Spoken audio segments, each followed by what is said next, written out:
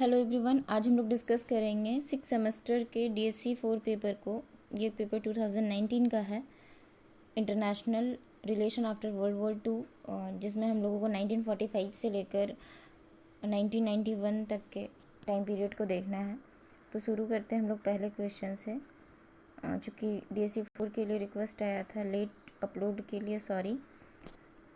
शुरू करते हैं हम लोग फर्स्ट क्वेश्चन से। पहला क्वेश्चन है, who first use the term cold war. Cold war शब्द का सबसे पहले प्रयोग किसने किया है। कोल्ड वॉर शब्द का जो प्रयोग है बहुत सारे लोगों के द्वारा किया गया है, लेकिन एक अंग्रेजी साहित्यकार थे जॉर्ज ऑरवेल के द्वारा इसका प्रयोग किया गया था, जो अमेरिका और रशिया के बीच जब टेंशन स्टार्ट हुआ था उसी वक्त। नेक्स्ट, फुल फॉर्म ऑफ सीटो। सीटो का फुल फॉर्म क्या है? तो सीटो का जो फुल फॉर्म है वो है south Asia treaty organisation. South east छूट गया, ई से ईस्ट हो जाएगा, south east Asia treaty organisation. Next, when was NATO formed. NATO कब गठित हुआ है? तो नाटो का गठन 1949 में हुआ है। Next, who was the leader of the Palestine liberation organisation formed in 1964। 1964 में जो फ़िलिस्तीन में लिबरेशन ऑर्गेनाइजेशन बना था उसके नेता कौन थे? तो उसके नेता हो जाएंगे Yasser Arafat. E number question, when was the Suez canal nationalised by Egypt. Egypt के द्वारा स्वेज कैनल जो था उसका राष्ट्रीयकरण कब हुआ? तो ये जुलाई 1956 में हुआ है। Next, when did Russia intervene in Hungary. Russia ने हंगरी के मामले में कब इंटरवीन किया?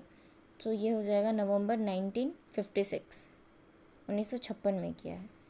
Next, what was the period of the first gulf war. First gulf war का समय क्या है? तो 1990 में ये शुरू हुआ था, 90 से 91 चला है।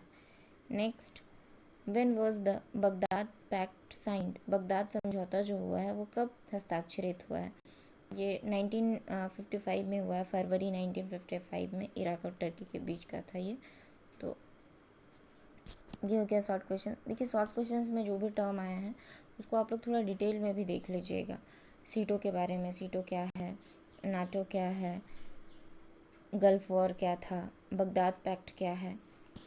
प्रीवियस ईयर क्वेश्चन से हम लोगों को टॉपिक समझ में आता है कि किस किस टॉपिक से रिलेटेड क्वेश्चन है। नेक्स्ट हम लोग 2 मार्क्स वाले क्वेश्चन में आ जाते हैं। पहला जो क्वेश्चन है, name the statements statesman who participated in the Potsdam conference. Potsdam conference में भाग लेने वाले राजनेताओं का नाम यहाँ पर लिखना है। तो यहाँ पर 3 प्रमुख देश जो थे उनके नेताओं ने भाग लिया था। स्टालिन हो गया, विंस्टन चर्चिल है और हैरी ट्रूमैन है।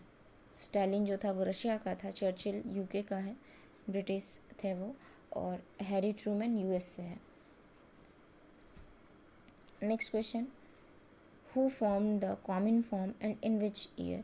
कॉमिनफॉर्म ये कम्युनिस्ट अप्रोच और जो लेनिन अप्रोच रखते थे उनके समूह ने मिलकर बनाया था, और इसका स्थापना जो हुआ है वो 1947 में हुआ है।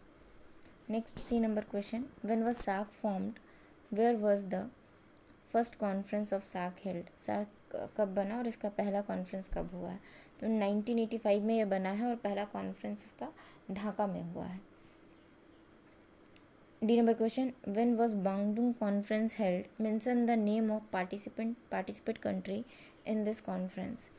बांडुंग कॉन्फ्रेंस ये आयोजित हुआ था आपका 1945 में और 55 में, सॉरी 45 नहीं 55, 1955 में। और इसमें बहुत सारे देशों ने हिस्सा लिया था, जिसमें एशिया और अफ्रीका के देश प्रमुख थे, थर्ड वर्ल्ड के देश थे इसमें, जिसमें भारत तो है ही, और साथ में मिस्र था, इंडोनेशिया है, घाना है। ये प्रमुख नेता थे 4-5 इन देशों के जिन्होंने यहाँ पे प्रतिनिधित्व किया था। नेक्स्ट, व्हेन वाज बांगडुंग, अच्छा ये तो हो गया डी नंबर। अब आ जाइए E number, what do you mean by the term bipolarism. द्विध्रुवीकरण से आप क्या समझते हैं? तो द्वितीय विश्व युद्ध के बाद कोल्ड वॉर के समय विश्व जो है वो 2 ध्रुवों में बट गया था। एक थे जो यूएसए के तरफ हो लिए हैं और एक है यूएसएसआर के तरफ हो लिए हैं। एक ने साम्यवादी अप्रोच जो है, समाजवादी अप्रोच जो है उसको अपनाया, साम्य कम्युनिज्म को, और दूसरा जो है वो कैपिटलिस्ट अप्रोच को अपनाता था। तो इस तरह से विश्व का दो ध्रुव के रूप में बढ़ जाना, दो गुटों में बढ़ जाना ही बाइपोलरिज्म है। Next, what is the full form of ASEAN, when was it established? ASEAN का गठन कब हुआ है और ये कब एस्टैब्लिश्ड हुआ है? अब एशियान का फुल फॉर्म पहले, association of south east Asian nation, और ये 8 अगस्त 1967 में इसका एस्टेब्लिशमेंट है। नेक्स्ट क्वेश्चन है, व्लादिवोस्तोक अकॉर्ड क्या है? ये अकॉर्ड जो है 1947 में हस्ताक्षरित हुआ था और ये यूएसए और यूएसएसआर के बीच में हुआ था। और इसमें मुख्य जो बात थी वो औजारों को कमी करने के लिए था, एटॉमिक वेपन्स और भी जो भी वेपन्स हैं उसे सीमित करने का ये समझौता था। उसके बाद है, व्हाट इज़ अनटॉक, when was it established?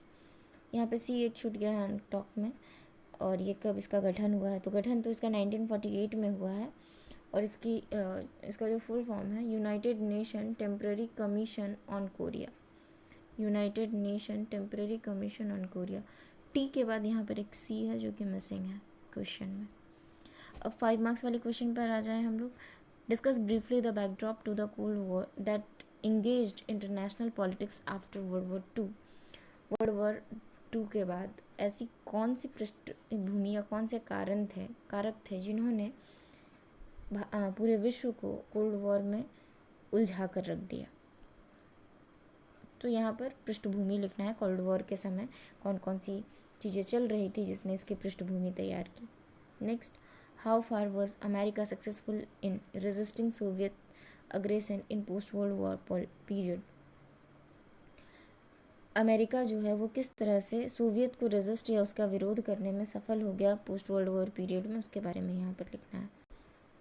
Next, discuss briefly the causes behind the Korean crisis. Korean संकट के कारणों को यहाँ पर लिखना है। What do you know about the Hungarian crisis, how was it resolve? Hungarian crisis, Hungary में जो क्राइसिस हुआ था उसके बारे में यहाँ पर पूछा गया है, और ये कैसे समाप्त हुआ या कैसे इसका हल निकला। Next, write a short note on glasnost and perestroika. Perestroika और ग्लासनोस्ट के ऊपर एक यहाँ पर टिप्पणी लिखने के लिए बोला गया है। ये दोनों भी पॉलिटी से ही रिलेटेड चीज़ें हैं, इसको भी देख लीजिएगा। नेक्स्ट, व्हाट इज़ द, और इसको नेक्स्ट नहीं तो वीडियो लेक्चर में इसको पर्टिकुलर इसी क्वेश्चन पे डिस्कस कर लिया जाएगा। Next, what is detente, detente क्या है? Discuss elaborately the basic feature and elements of detente. Detente भी एक तरह की नीति ही थी जो टेंशन को कम करने के लिए अपनाया गया था, लेकिन ये पूरी तरह से इसमें भी उन्होंने जो विश्व में कोल्ड वॉर के समय जो टेंशन चल रहा था दो आइडियोलॉजी के बीच, उसका सेपरेशन था लेकिन उसका एलिमिनेशन नहीं था। ये भी एक थ्योरी ही है। Next, what do you mean by third world? Third world से आप क्या समझते हैं? तीसरी दुनिया क्या है? Discuss the various feature of the third world countries. Third world में जो कंट्रीज़ हैं उनकी विशेषताओं के बारे में लिखना है। What were the causes of Iran Iraq conflict? Iran Iraq conflict के बारे में लिखना है। How far did it affect international politics? और इसका क्या प्रभाव पड़ा अंतर्राष्ट्रीय राजनीति पर, उसे लिखना है ईरान इराक के कन्फ्लिक्ट से लिंक करके। तो ओवरऑल अभी हम लोगों ने जस्ट क्वेश्चन देख लिया, आप लोग ये क्वेश्चन देख लीजिए, सारे टॉपिक को तैयार करने की कोशिश करिए। अगर इसमें कहीं किसी लॉन्ग क्वेश्चन वाले में, क्योंकि यहाँ लॉन्ग क्वेश्चन एक सीक्वेंस में भी बताना मुश्किल है, जैसे कि शॉर्ट क्वेश्चन हम लोग डिस्कस कर लेते हैं। अगर इसमें कहीं किसी क्वेश्चन में, मोस्टली सारे क्वेश्चन आप लोगों को बुक्स में मिल जाएंगे, और अगर उसके बावजूद भी कहीं किसी क्वेश्चन में प्रॉब्लम आता है तो आप लोग पूछ सकते हैं कमेंट करके कि कौन से क्वेश्चन में या किसी क्वेश्चन पर्टिकुलर क्वेश्चन पे अगर डिस्कशन चाहिए तो उस क्वेश्चन पर डिस्कस कर लिया जाएगा।